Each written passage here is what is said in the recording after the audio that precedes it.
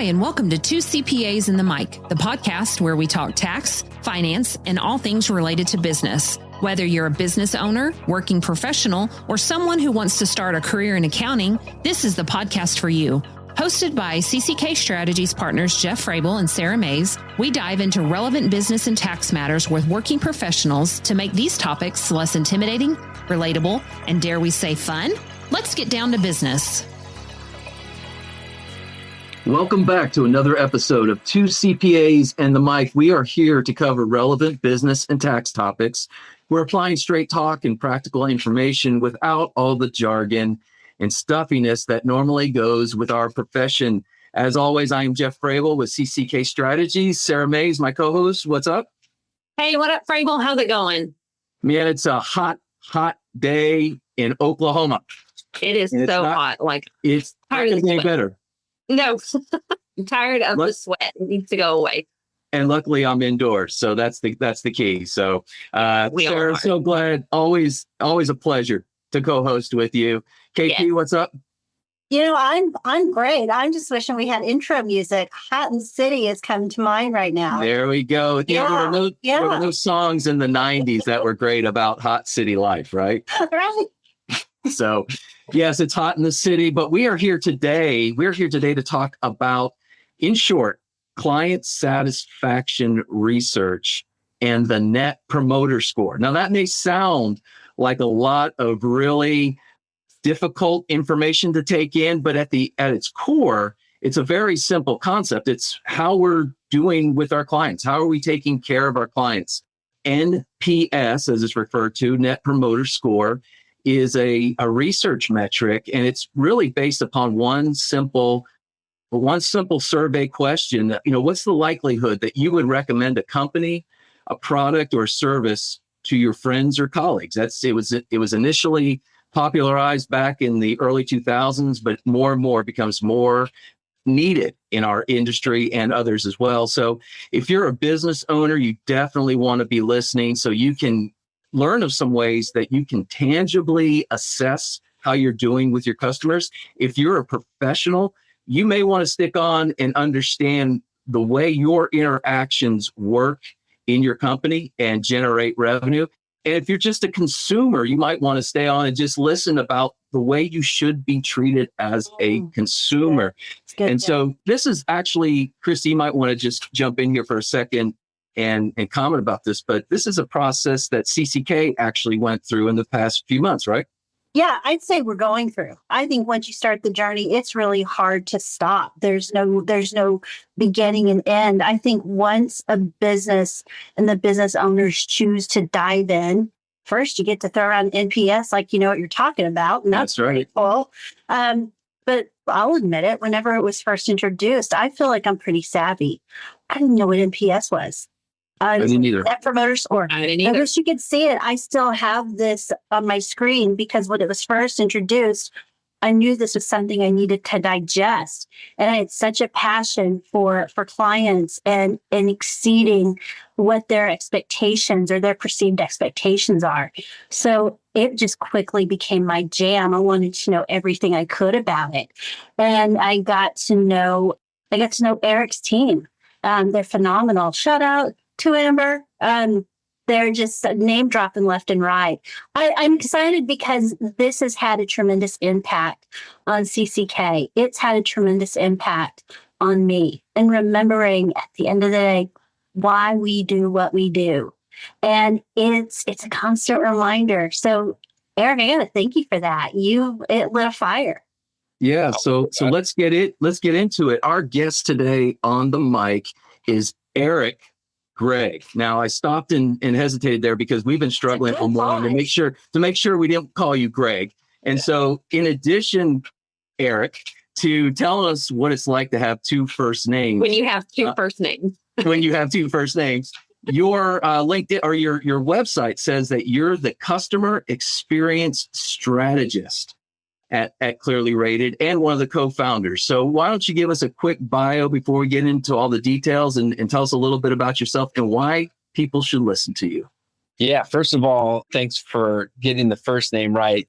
The reality is that if the worst somebody calls me is by my last name, then I've had a huge win. So I answer to anything, literally anything I'll answer to. So yeah, I'm Eric Gregg. I'm the founder of ClearlyRated, and we are a business that is built a proprietary software for professional service firms that allows them to stay really, really close to their clients and their employees and measure the experience that they're delivering to both of those key audiences as a part of that. So I was the CEO for about 20 years. And then we were fortunate enough to get large enough to bring in outside investment from a private equity firm. I stepped down as the CEO role. And I think, 20 years, some people get a gold watch. I just got to pick my own title. And so I went back to the part that I like the most, which is talking strategy around client experience and employee experience for professional service firms. So, Eric, how did you originally get involved? I mean, did ClearlyRated become because of NPS? How did you get involved, and what inspired you to get going in this arena? Well, Jeff, like I think all of us on this call, at age 5, I said, I want to be a researcher in the accounting industry. Absolutely. And I just had to wait for NPS to be invented to go that route. No, I had co-founded another business that was doing marketing consulting. I left that business to go get my MBA at the University of Virginia. And coming back out, I had about $20,000, and I told my wife that as soon as I ran out of that money, I would go get a real job working for somebody else. And thankfully have not run out of that money yet. But I knew this space.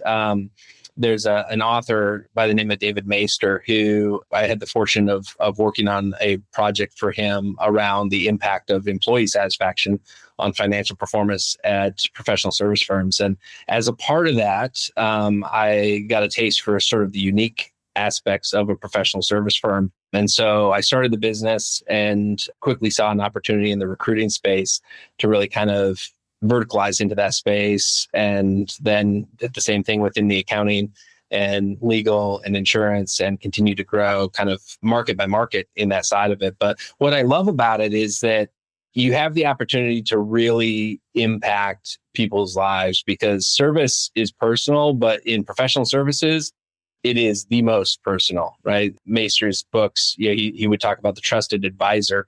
And that's really the opportunity that we play here. And, it's fun because the accounting industry, for example, is a perfect case on this. They've been leading in sort of caring about the client experience for decades, and lagging in measuring or formalizing the client experience for those same decades. And so to try to make that connected bridge is pretty exciting.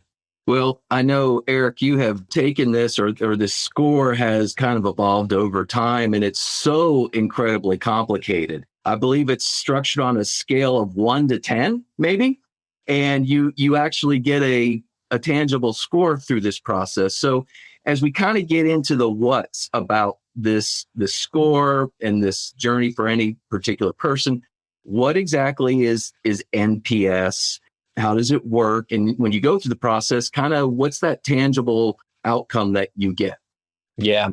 So NPS, Net Promoter Score, was developed by Fred Reichheld, former Bain consultant. And it was a little over 20 years ago that it kind of came on the scene. There was a Harvard Business Review article, and he eventually wrote a book and then a second book on it. And it was pretty sort of radical for the research industry, because at the time, we were used to selling 40 and 50 question surveys that took somebody a good 10 minutes to complete, and took a good 2 months to analyze. And then you'd have this nice report that 3 people would read, and then it would go on a shelf somewhere. And so what he essentially said was like, okay, when we do this analysis, like all these questions are nice, but this one question actually explains most of what people actually do going forward, whether they buy again, whether they tell their friends, whether they increase their spend with you. All of these things across all these industries are kind of come down to like whether or not they'd be willing to recommend you. And so he brought it down to a single score. It's a 0 to 10 scale.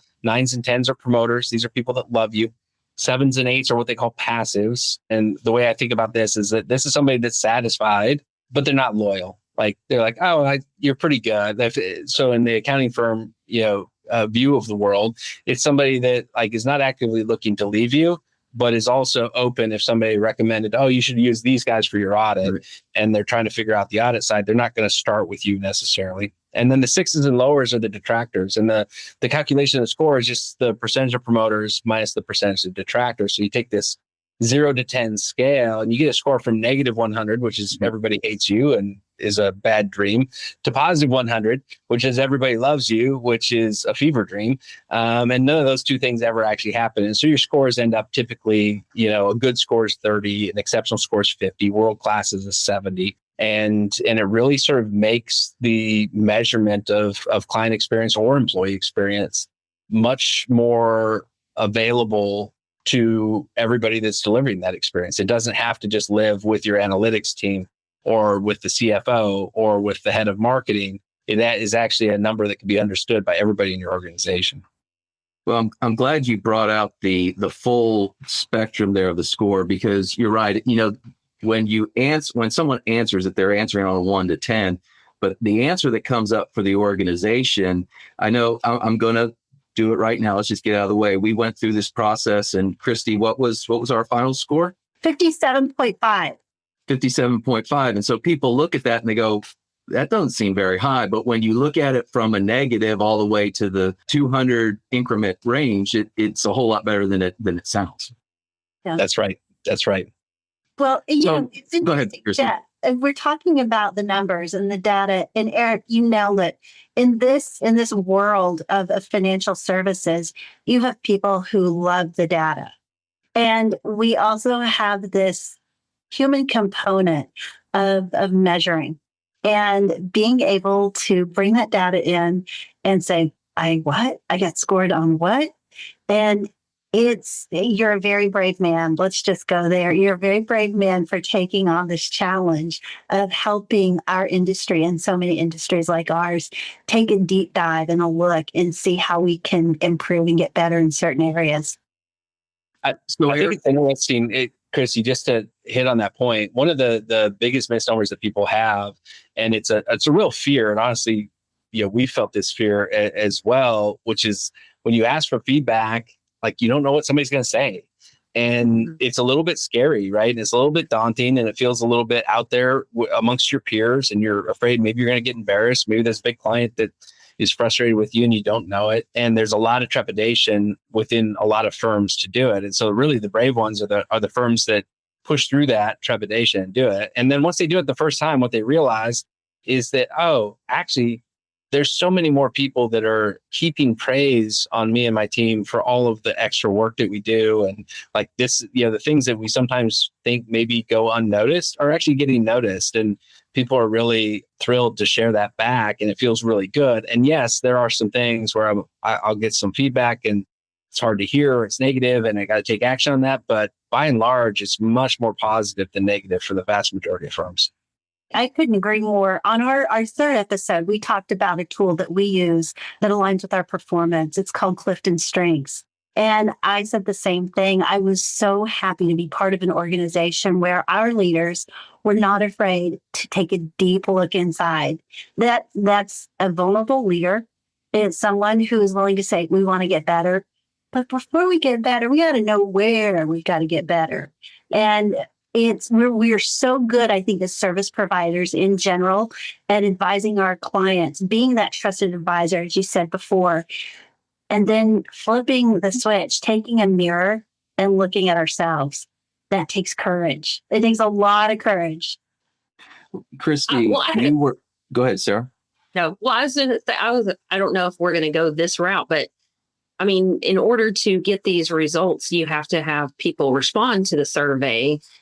How much of response do you have to have before you get an actual net promoter score? I mean, you don't want just 5% response, and I don't think that's a clear representation. So what are you guys looking for as a percentage of response? Yeah, for any external recognition, because we do try to shine the light on the firms that do a really exceptional job, we require either a 20% response rate or 250 or more responses. So response rate is one of those things where if there's so much embedded in it, Sarah, because if you ask 10 people to rate you and they all rate you a 9 out of 10, I have a better job predicting that 11th person is also going to rate you a 9 out of 10 than I do if you have 10 responses and you have 3 3s and 4 5s and 3 9s, right? As a part of that makes it much more difficult for me to, with any kind of certainty, predict that next one. So the number of responses you need kind of varies, but around 20% is what we look for. Not an easy benchmark to get to, actually, because everybody gets a lot of surveys. So you have to really reinforce that you're going to take action on this, that it's not going to take people a lot of time. Because how many times have you started a short survey that ends up being 10 minutes into it, there's no end in sight, right? So you want to keep it, really short, 10 questions or less, focus on getting responses from more people, not more responses from fewer people. So Eric, if I'm a company that wants to use this process, how do you decide who gets the survey? Do I get to cherry pick, or do we just do active clients, old clients that are no longer with us, or how do you decide who gets a survey? Yeah, there's two kind of different ways, Jeff, that people will do this. One of which is what we would kind of consider a relationship survey. And so this is not triggered on any one event, but it's basically saying, hey, this is a client of the firm and we want to get feedback from them. And so people do it a couple times a year, perhaps. And in those cases, we want to look back 90 days, maybe as much as 6 months. You don't want to look back further than that, because what happens is your response rate kind of artificially goes down because it's been so long since the service was delivered. And in those cases, what we really want to do is we want to include anybody that is either a decision maker or an influencer on that. And sometimes people will say, well, they're the CFO is the one that's really deciding on us each time. Well, yeah, but if you have 10 controllers that are interacting with you on a regular basis, I guarantee that they have some influence, and they're going to, and then what if the CFO leaves? And now the new CFO comes in and the controllers are like, yeah, get rid of them. Like, they've never been good to us. It's just the old CFO's buddy. Like, you don't want any of that situation. So you want to be able to really cast a wide net and then segment those responses, because it is different to look at the response of a CFO or, a decision maker versus maybe a day-to-day user. But our belief is that you cast a pretty wide net. So, Eric, when we went through this process, we had to get through that first stage. Number one, you have the feedback as it comes in. And our clients have the ability to send us some shout outs. And I don't know if I'm jumping the gun, Jeff, but I'm just going to dive into it. Yeah. And I found that as we were going through this process, it was about a 2-week process from the first survey that we started to the last, our close date. And through that process, as our results were rolling in, we got to send some shout outs. We had some detractors too, which are the 1 through 6. But I will tell you, during that process, the shout outs was just the coolest experience to watch. I couldn't get those out. My fingers couldn't type quickly enough to send them to my teammates and to share it with other people and say, look at this. This is great. Way to go. You're amazing. So it was just really, really cool. And at the same time, I think some of those shout outs, the next one I would send would be a detractor. And boy, was it an emotional roller coaster. It was an emotional roller coaster. For us, it was a wonderful time to lock arms with our team and say, remember, we're just asking for some information. We're getting the information. We can't do anything until we have the data, and this is information. And look how lucky we are. We get to know how to improve. Yes. That still doesn't make someone who just got a detractor feel better. It doesn't. No. Speaking from experience, I mean, when you get a detractor, while a detractor is not like, you're doing a horrible job, it really gave insight to what you could do better. Especially the one that I received in particular was, I'm not getting these X, Y, and Z services. We're getting this service, but I was my expectations were this, and this. And that was super helpful to me to be like, oh, now I knew where to lean in, where that client may not have said that to me verbally before. It gave him a platform to really get to speak what his thoughts were in his mind and give his side of his story. Yeah.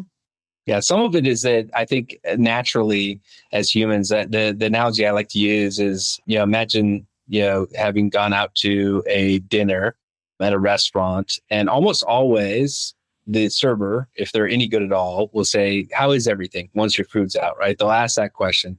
They don't really usually care about the answer, but they ask the question, right? And for most of us, if it's a mediocre meal, we're just going to be like, "Oh, it's fine," and then never go back, right? Some of us will go and we'll say, "Oh, you know what? It's just so. The chicken's super bland, and I thought that the appetizer would come out a little bit quicker."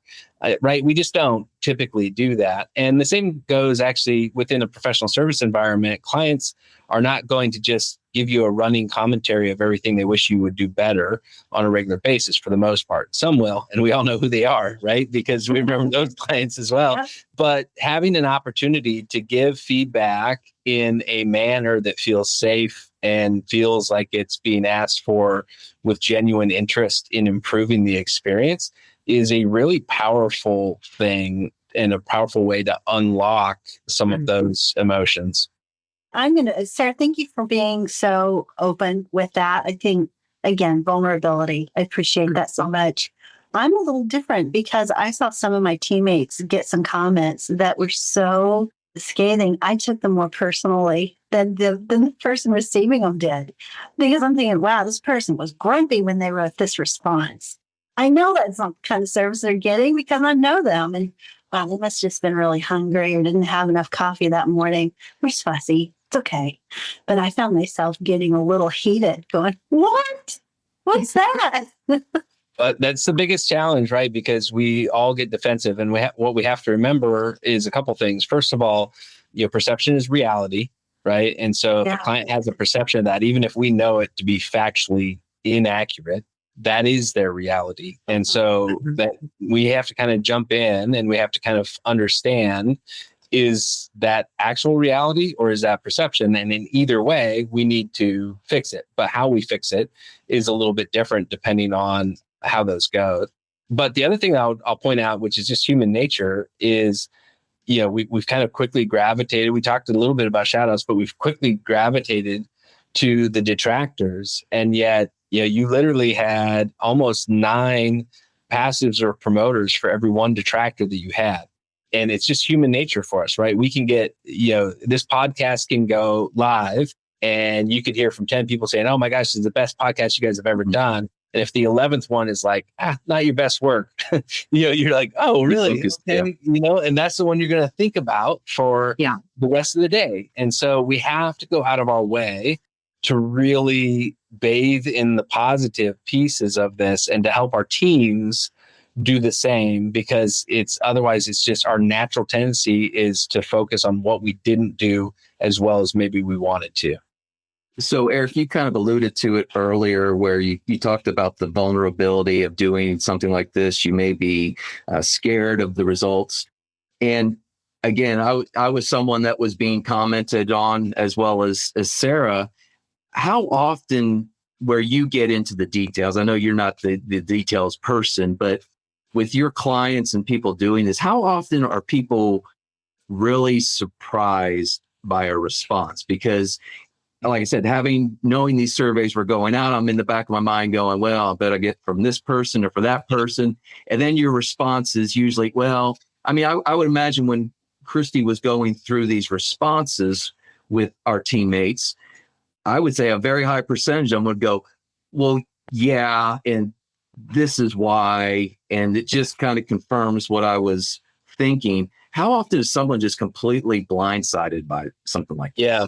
Well, I will tell you, there's 2 versions of this answer. There's the real and the perceived version of this answer, right? And so if I get this feedback, if you were to give me a detractor response, I'd be like, explain it internally. "Oh yeah, Jeff, I think it was," and then I go back and I add in the facts that lead to that, right? As though I knew that. "Oh yeah, we had a little bobble with the onboarding. And there was a contract term in there that he missed in the review that was kind of frustrating to him," and stuff like that. So I backwards set that.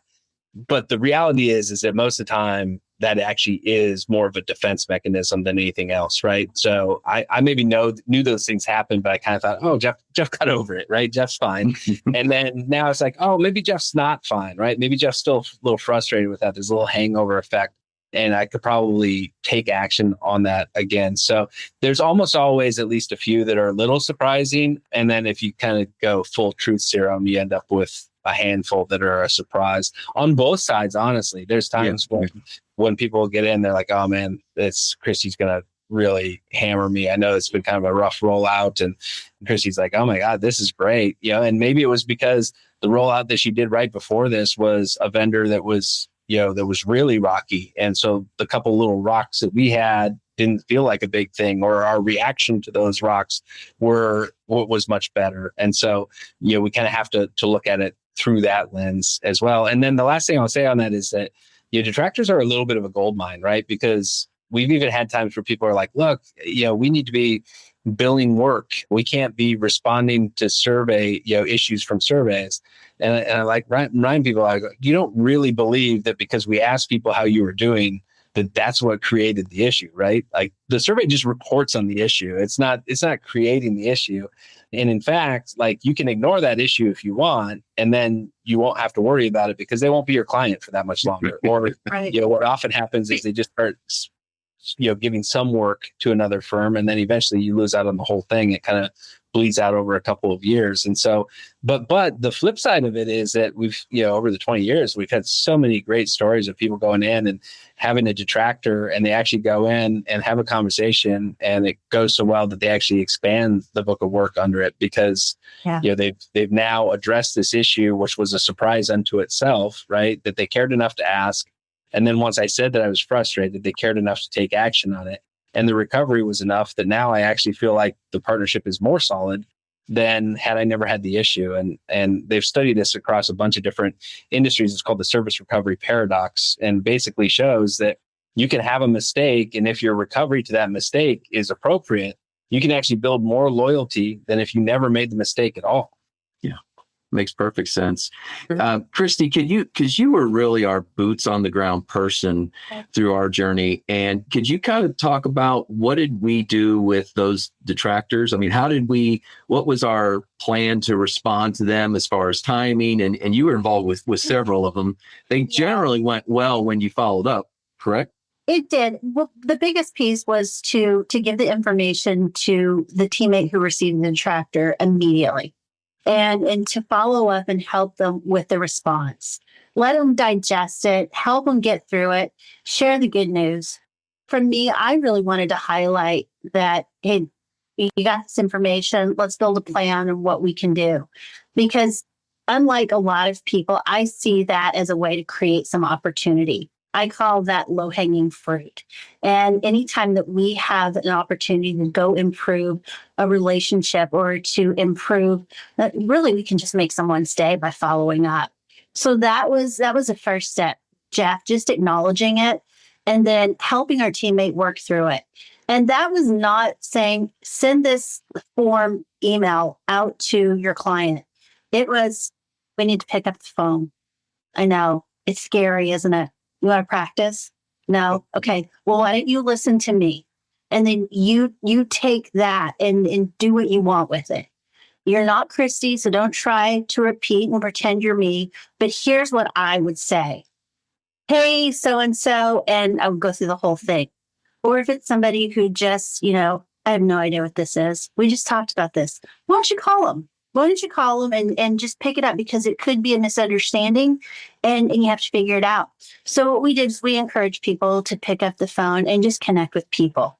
It had nothing to do with the detractor. It had to do more with treating people with respect and kindness, because they gave us some information and they left it out there for us to respond. So we wanted to make sure that we were heeding the call to action. And so that's what we did. Was it perfect? No. Did we identify some clients that maybe we shouldn't have been working with? We did. And that doesn't necessarily mean that a separation is a bad thing. It means that I think it gave the client the opportunity to identify some opportunities that he or she may have been missing in another arena.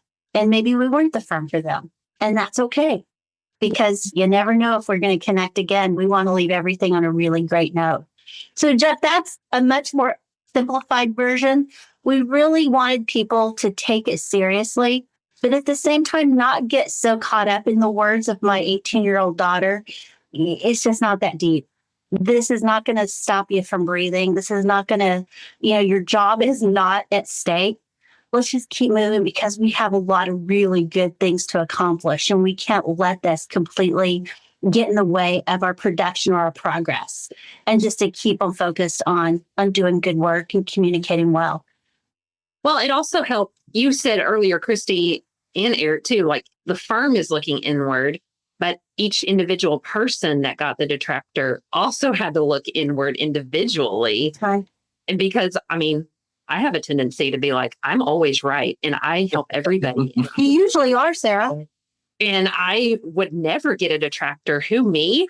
And then when I got a couple, I was like, oh, I really shouldn't be so cocky. And I need to see other people too for who they are. And they have a story as well. And so it was a good connection place, but also there was one piece that I did leave out, Sarah, and you reminded me of it.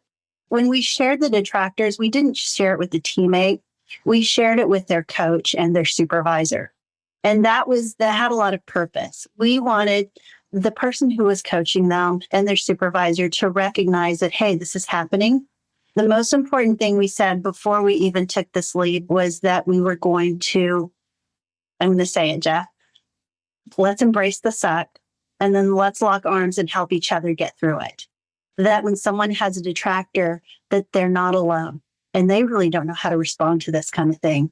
But guess what? There are a lot of other people in this firm who do. So we made sure to let people know that you're not alone in this. And gosh, that's nothing compared to what I just heard last week. And that wasn't even on NPS.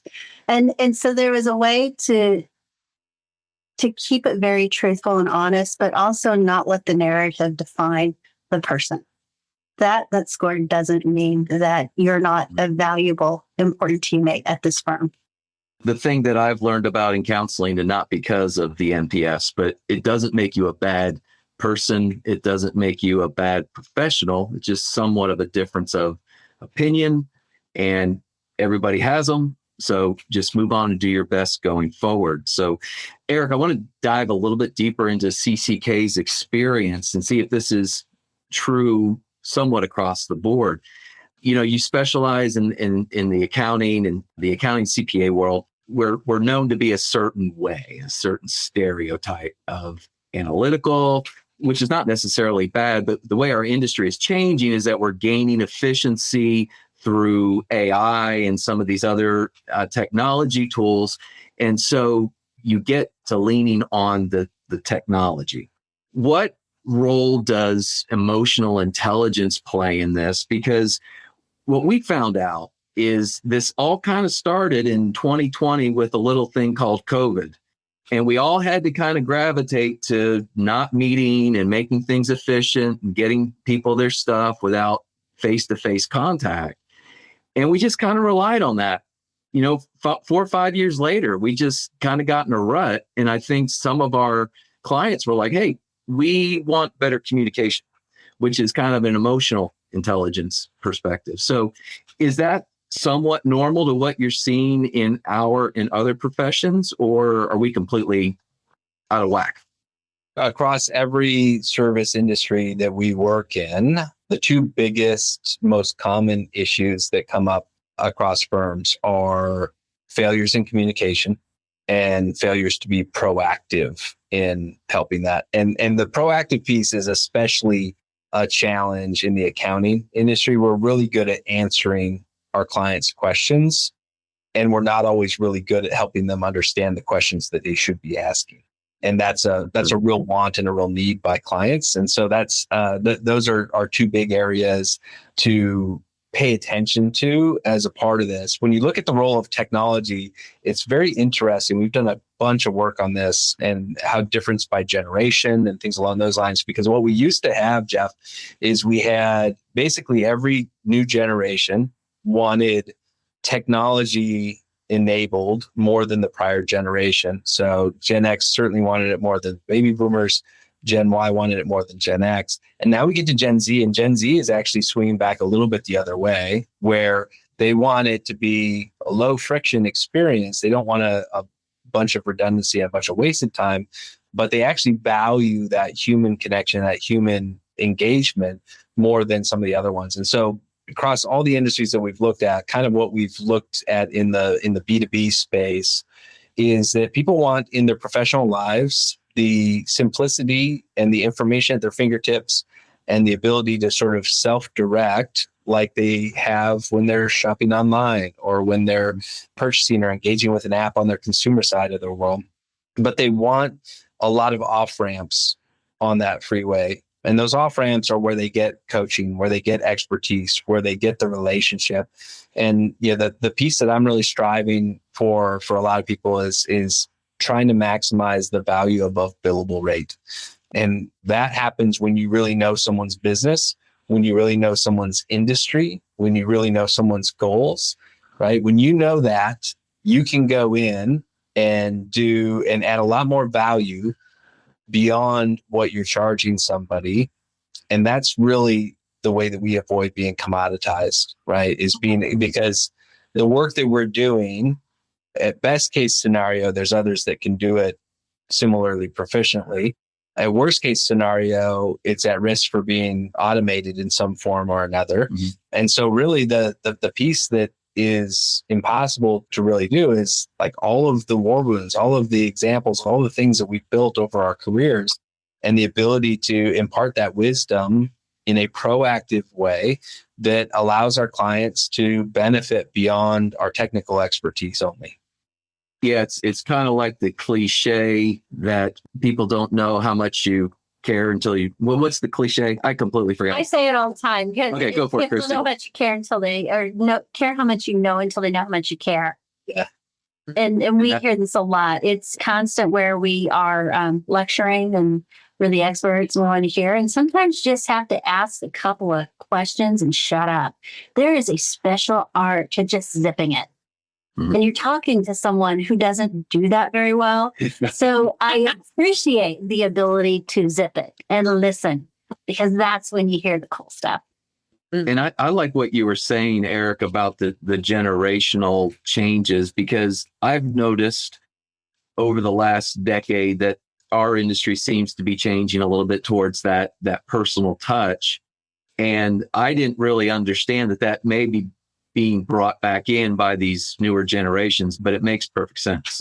Yeah, I think in everything in life, there's a pendulum that tends to overswing and has to come back. And I think this is no different. What we encourage people to do is to think about technology as a rehumanizing element, not a dehumanizing element. If you make yourself 50% more efficient as a professional, then take 25% of that found time and spend more time with your clients, spend more time getting to know your clients, spend more time understanding their industry, spend more time specializing in the types of clients that you're working with now, because those are the places where you can really community build and you can really add a lot of value.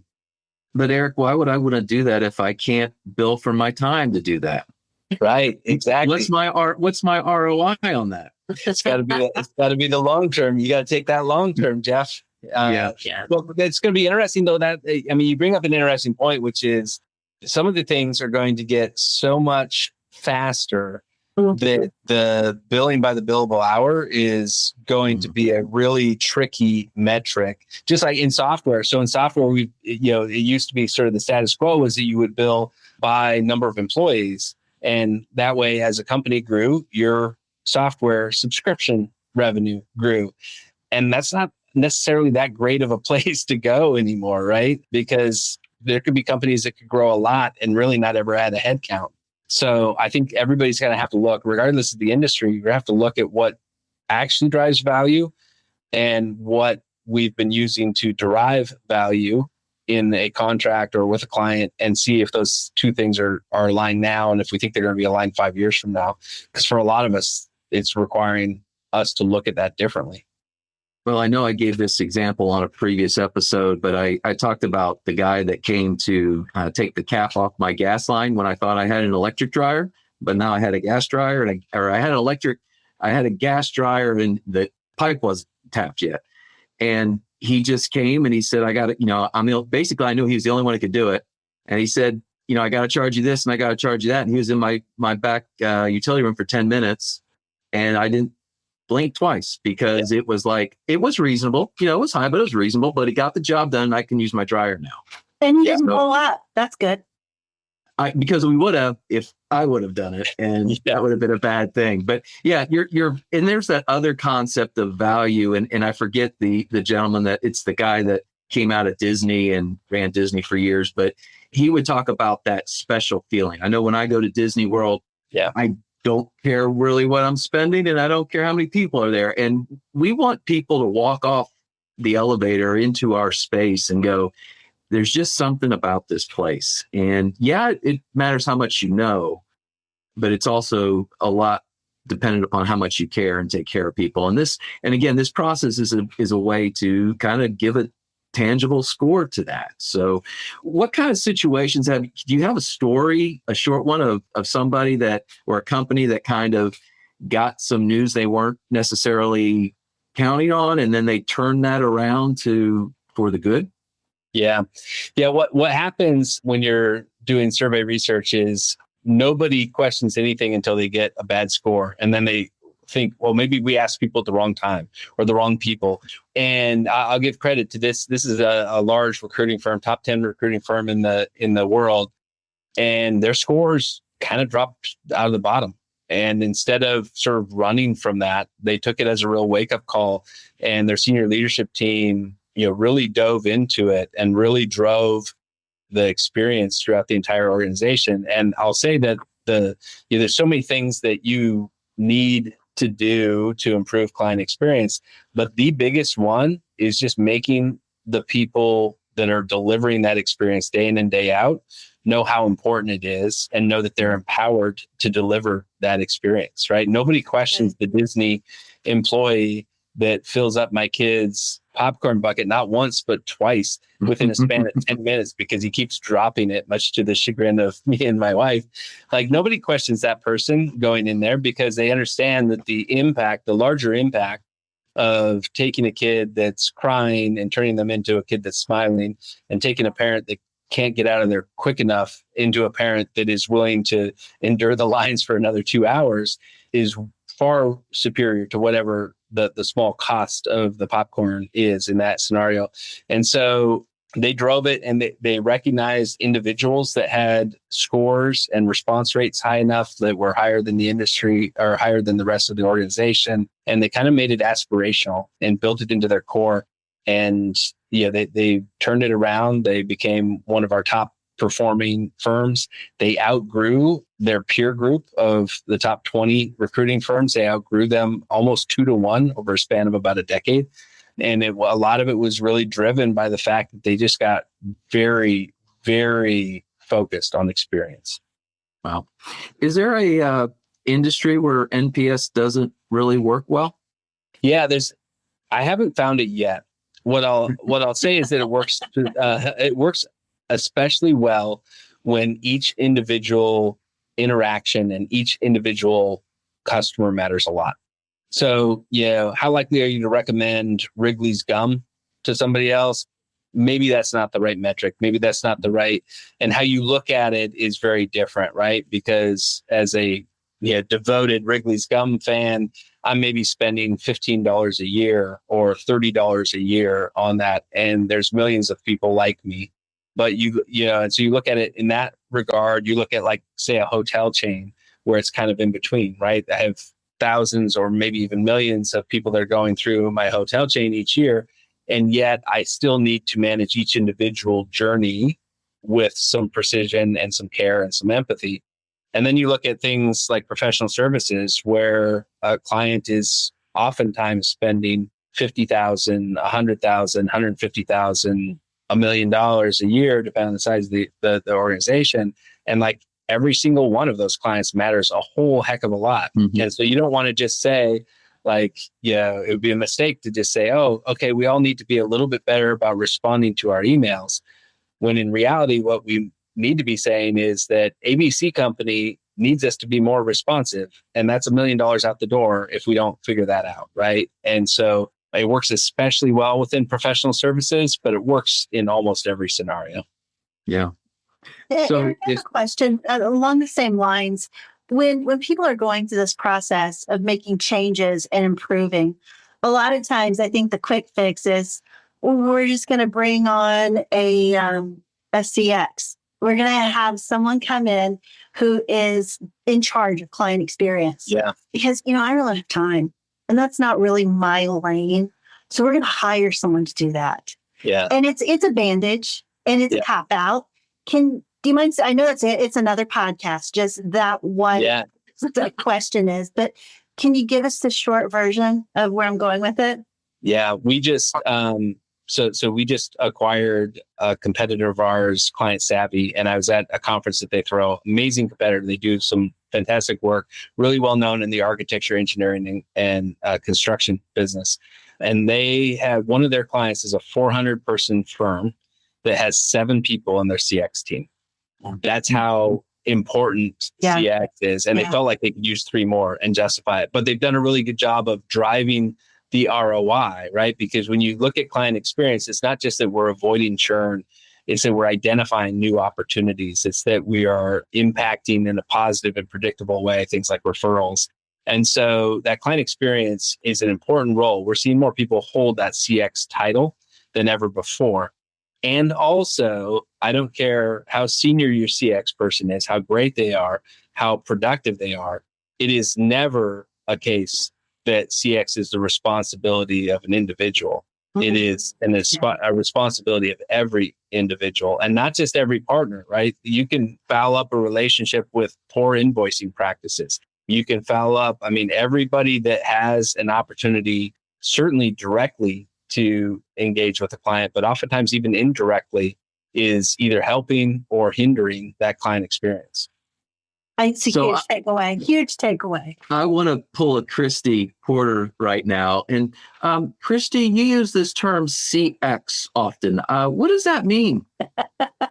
I was listening. It's client experience. I figured it out, Sarah, but I wanted to turn the tables on Christy there. Yeah, I know. So they throw around accounting jargon all the time. And I'm like, for those of us who don't know, for those of us in the audience who are not accountants, what does that mean? So Jeff, just a little snarky going on. I think anything with an X in the title is really cool, whether that's a name or a title. So maybe one day I could be a CX. That'd be my goal. Hey, we would love to have you. You got the right makeup. And actually, I will say, all kidding aside, some of the best CX professionals I've ever seen are ones that have actually been billable, client-facing on that side, because they can understand, they have, to the point of the emotional intelligence earlier, Jeff, like they've got empathy for actually the challenges in a delivery role. And they've got empathy for the frustrations that oftentimes come up with clients. And so it's a very effective transition. That's awesome. Well, as we get ready to wrap up here, Eric, one last question. If you could give one piece of advice to a business owner that's listening, that's been interested in what you've had to say and what we've talked about, and just doesn't know how to implement or go forward with it, what would you say to them? Yeah, I'm new to this phrase, so bear with me a little bit, but I liked it. The phrase being that the best time to plant a tree was 20 years ago. The second best time to plant a tree is today.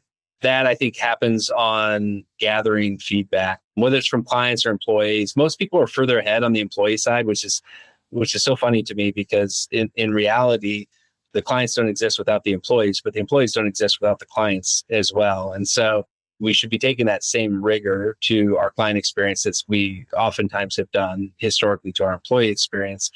It doesn't have to be hard. It doesn't have to be perfect. Like, one of the things people will ask me a lot of times is like, well, why Net Promoter Score? Why not? There's a methodology called CSAT or a variety of other ones. And you'll get people in my industry that will be really passionate one way or the other. And my general belief is that they all kind of do the same thing. Whichever one works for you is great. We use NPS because it's simple, because there's a million benchmarks out there. Like, I can compare myself for you guys at CCK, you could compare yourselves within the industry. You could also compare yourselves to Disney. You could compare yourselves to Apple, which has an NPS of 77, and that's aspirational. And you could compare yourselves to, Xfinity, which has a NPS in the negatives and is a cautionary tale. So you have all of these different places where you can utilize on Net Promoter Score. But the most important thing is not the score, it's the feedback. And you have to remember that our goal is not to improve Net Promoter Score.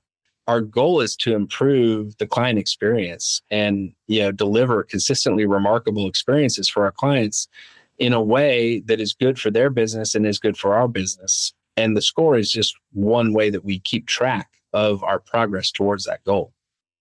One thing that's crossing my mind here, because we often have people on the mic and there's some kind of relationship there, and we call it God connecting the dots. I mean, sometimes these dots are connected years and years ago. And what's coming to mind is that I would say 10, 15 years ago, I was going through some coaching, and we pulled together a set of personal affirmations for myself. Think Stuart Smalley from Saturday Night Live. And so my coach encouraged me to pull these together about myself. And one of the things that I told myself is that action breeds confidence and dialogue builds trust. And sometimes it's such a simple concept, but it's amazing how, 10, 15 years ago, this was part of my core. And now it's still true. It's still true today. And it's funny how your emotions take over. And you're like, well, I don't really want to do that because I'm afraid of what I'm going to hear. And sometimes you just really got to get out of the way and get over yourself and deal with it, right? That's the easiest. Suck it up, Butterfoot. It's good. That's right. And gosh darn it, Jeff, people like you. Yes. Well, Eric, people like you too, and people that we have on the mic that we like, get to have a special session with Sarah at the very end of our shows, which we like to call Rapid Fire. I'm ready. I'm ready for that. All right. Oh, yeah, because you've listened to our podcast. So you knew it was coming. Yeah. All right. I'm a little bit of homework on this. So. All right. Good. All right. So if you're a caffeine drinker, coffee, tea, or soda? Coffee, tea is garbage, and soda is not good in the morning. Agreed. But I'll say I like my coffee in the morning and my soda in the afternoon if I need that extra kick. There you go. Oops. Yeah. All right. What did you want to be when you grew up? You mentioned that earlier, that you wanted to be a researcher when you were 5. I don't think that's true. Yeah. Probably an architect, definitely not a veterinarian. My dad was a veterinarian, and you only have to, as a 5 or 6 year old, go out, for calving season one time with your dad to realize that maybe veterinarian's not for you. Right. All right. Good deal. What would you rather do? A book, podcast, or Netflix? Oh man, to just consume? Yes. Okay. Like if you had free time, would you rather read a book, listen to a podcast, or binge some Netflix shows? The daily affirmation version of myself would say a book or a podcast, but the realist in me would probably say Netflix. Same, Eric. Same for sure. All right. In the realm of communication, and we were talking about Gen Z likes that, is starting to swing back to that touch. Would you prefer a text, a phone call, or FaceTime? Text. Same. That's the Gen Xer in me for sure. All right. And what was your very first concert that you ever attended? Oh my gosh. Richard Marx and REO Speedwagon. Oh my goodness. Yeah. Oh, we could spend another hour talking about that. Right. I think you struck a nerve with old Frable there. So here's my question was, let's see, was this, whereabouts was this? Is 86, 87, 88? It was later. It was at the point where REO Speedwagon, had to have Richard Marx to fill out the arena anymore. So this would have been like, actually 88, 89, probably. Okay. Yeah. I was wondering who was kind of carrying the bill. I could argue it either way. And either it was a very early Richard Marx or a very late REO Speedwagon. So I've got a couple of, as much as me today would like to tell you that I went to REO Speedwagon and Richard Marks happened to be there. Judging by the pictures of me with my mullet in high school, I think Richard Marks might have been the draw for me in REO Speedwagon, although they were headlining. REO Speedwagon was still headlining. So, well, for any of our younger professional listeners, if you don't know who Richard Marks is, look him up. He had some pretty cool hair back in the day. Yeah, he had some. The REO, they had a lot. They had a lot too. So that one's held up a little bit better than some of the other. Absolutely. Well, Eric, it's been so great having you on today. If someone wanted to get in touch with you to learn more about ClearlyRated, to learn more about NPS, how could they do that?